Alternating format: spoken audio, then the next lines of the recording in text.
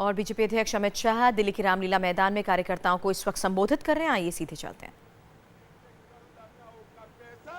तमिलनाडु, गुजरात, पंजाब, कलकत्ता के अंदर भी जाकर एडवर्टाइज करी, हाई कोर्ट ने फटकार लगानी पड़ी।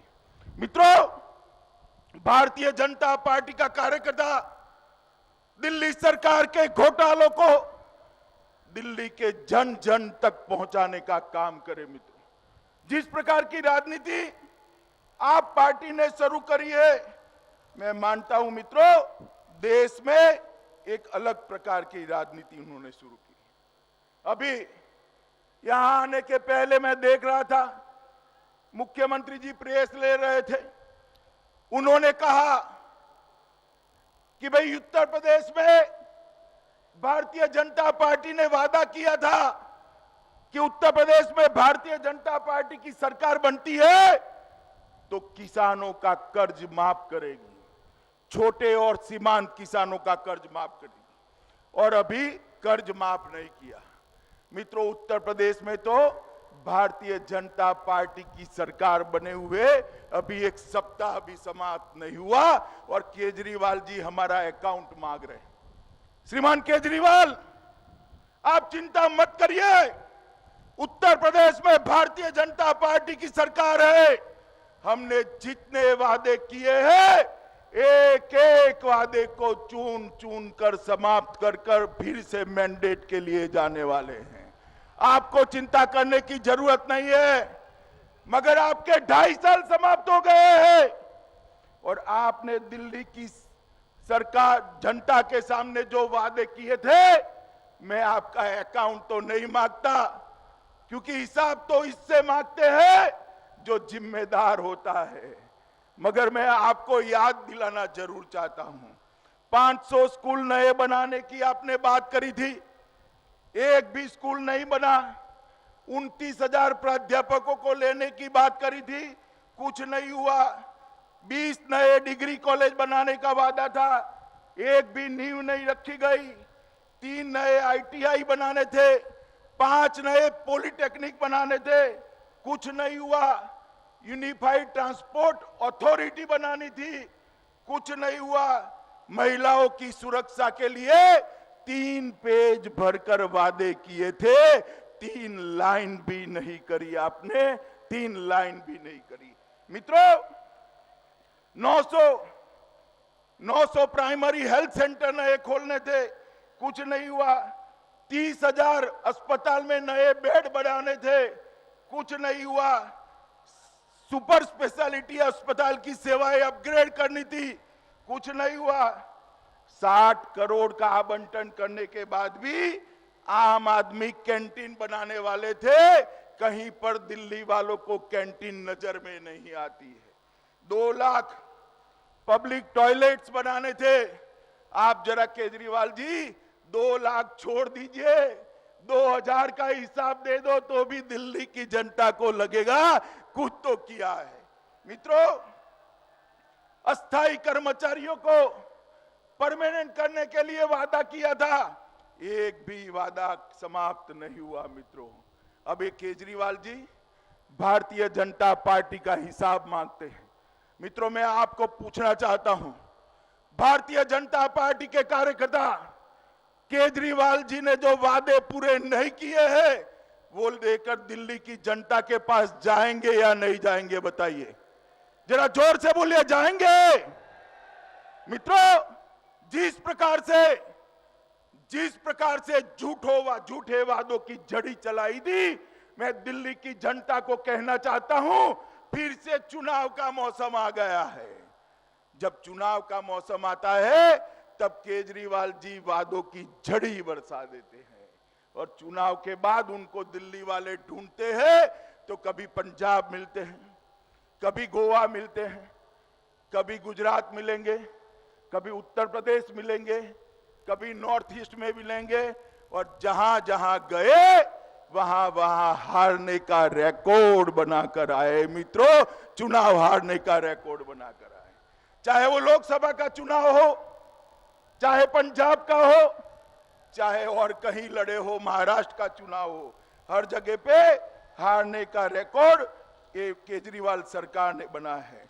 मित्रों, सबसे बड़ी बात है, उन्होंने कहा था कि हम साफ सुथरा शासन देंगे, कानून और व्यवस्था ठीक करेंगे। अब कानून और व्यवस्था तो उनके हाथ में नहीं है। केजरीवाल जी, कानून और व्यवस्था ठीक करना छोड़ दो, आपके विधायकों को अगर संभाल कर रखो तो भी दिल्ली की जनता पर बहुत बड़ी मेहरबानी हो जाएगी, बहुत बड़ी मेहरबानी हो जाएगी। उनके एक पूर्व कानून मंत्री है, वो फर्जी डिग्री के मामले में धरे जाते हैं। महिला कल्याण मंत्री रेप के मामले में धरे जाते हैं, और आशुतोष जी उनकी तुलना गांधी जी से करते हैं। मित्रों, खाद्य मंत्री, उनके खाद्य मंत्री रुश्वत लेते हुए पकड़े जाते हैं। इस सूची को 1, 2, 3 की नहीं है, 13 विधायकों पर, आप पार्टी के 13 विधायकों पर सरकार बनने के बाद एक के बाद एक क्रिमिनल केस हुए हैं। मित्रों, 13 विधायक पर। राजनीति के अंदर परिवर्तन की बात करते थे, सूचिता लाने की बात करते थे, क्रिमिनलाइजेशन खत्म करने की बात करते थे। आज उनके 13 विधायक एक के बाद एक क्रिमिनल केस में फंसे हैं, मगर केजरीवाल जी दिल्ली की जनता को जवाब नहीं देते हैं। मैं उनको कहना चाहता हूं, केजरीवाल जी वादों की छोड़िए, ये 13 विधायक पर जो क्रिमिनल केस हुआ है, जरा भी शर्म बची है, जरा भी शर्म बची है तो एमसीडी के चुनाव में प्रचार करने के पहले ये 13 विधायकों के लिए दिल्ली की जनता को जवाब देना चाहिए। केजरीवाल ने जरा भी शर्म बची है तो आप पार्टी की सरकार के द्वारा जो भ्रष्टाचार हुआ है उसकी न्यायिक जांच कराने के लिए उन्होंने घोषणा करनी चाहिए मित्रों, मगर वो नहीं करेंगे, फिर से वादों की झड़ी बरसाएंगे। और अभी यूपी के भारतीय जनता पार्टी की सरकार का हिसाब मांगते थे। भैया केजरीवाल जी, यूपी की भारतीय जनता पार्टी की सरकार तो अभी अभी बनी है, 1 सप्ताह हुआ है, मगर मैं कहना चाहता हूं, भारतीय जनता पार्टी में जो कहते हैं वो करते हैं। जब 2014 का चुनाव था मित्रों, तब प्रधानमंत्री जी ने देश के सामने कई सारी बातें करी थी, और मुझे कहते हुए गर्व है कि प्रधानमंत्री जी के नेतृत्व में वो सारी बातें आज समाप्त होने की दिशा में जा रही है। और केजरीवाल जी, आप सुन लीजिए, 2019 में हम जब जनता का मैंडेट लेकर जाएंगे, हमारा घोषणा पत्र हाथ में लेकर जाएंगे और एक एक वादों का हिसाब इस देश की जनता को देंगे। इसको कहते हैं सुचितावारी राजनीति। मित्रों, हमने कहा था कि इस देश की सुरक्षा, इस देश की सरहदों की सुरक्षा को हम सुनिश्चित करेंगे। भारतीय जनता पार्टी की सरकार ने देश की सरहदों की सुरक्षाओं को सुनिश्चित किया है। मित्रों, सबको याद होना चाहिए, भाई हेमराज का सर काट कर ले गए थे पाकिस्तान की धरती पर, उसको अपमानित करने का काम किया था। मित्रों, भारतीय जनता पार्टी की सरकार ने आज स्थिति में बहुत बड़ा बदल किया है। उरी में पाक प्रेरित आतंकवादियों ने एक हमला कर दिया। बड़े सवेरे तड़के 3 बजे सोते हुए सैनिकों पर हमला किया, 12 जवान जिंदा जल गए। सोते हुए जवान, उनको लड़ने का मौका भी नहीं दिया, वो जवान जिंदा जल गए। पूरा देश हताश था, निराश था, गुस्से में था। उनको लगा अब क्या हो सकता है, प्रधानमंत्री जी का स्टेटमेंट आ जाएगा और 2 राजनयिकों को वापस भेज देंगे और क्या होगा। मगर मित्रों, इस बार कांग्रेस की सरकार नहीं थी, यूपीए की सरकार नहीं थी, भारतीय जनता पार्टी की सरकार थी, और भारतीय जनता पार्टी के प्रधानमंत्री नरेंद्र मोदी की सरकार थी। 10 ही दिन में प्रधानमंत्री जी ने सेना को हुक्म दिया और हमारे जवान पाकिस्तान के घर में घुसकर सर्जिकल स्ट्राइक कर कर बदला लेकर वापिस आ गए। केजरीवाल जी, इसको कहते हैं वादा निभाना। हमने कहा था कि भारतीय जनता पार्टी की सरकार बनेगी, भारतीय जनता पार्टी की सरकार बनेगी तो इस देश में से करप्शन को हम नेस्त नाबूद कर देंगे।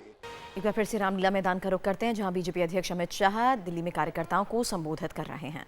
दिल्ली में अपना विजय रथ आगे बढ़ेगा।